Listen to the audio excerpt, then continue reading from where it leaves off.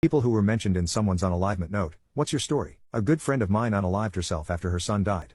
She had always wanted nothing more in the world than to be a mother, and when her son was born we were all very happy for her. 2 years later, he was diagnosed with a rare genetic illness that was some kind of muscular dystrophy.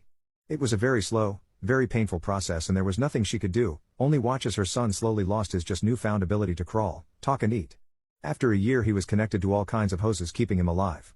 She had to feed him through a tube, his breathing through an oxygen hose was weak, and he looked miserable. After 2 more years at the age of 4 he died. We attended his funeral, we talked to her and through all this she seemed so strong. She never let anyone see her weakness. But on the funeral day, she broke down and cried and told us the turmoil she had been going through. She knew there was nothing she could have done to prevent this, that she wanted to be strong for her son even though he couldn't open his eyes for the last months and how she sometimes wished for it to be over sooner, so he wouldn't suffer so long. One of her other friends said that it will get better, slowly but eventually because she didn't know what to say. None of us knew, except those set phrases.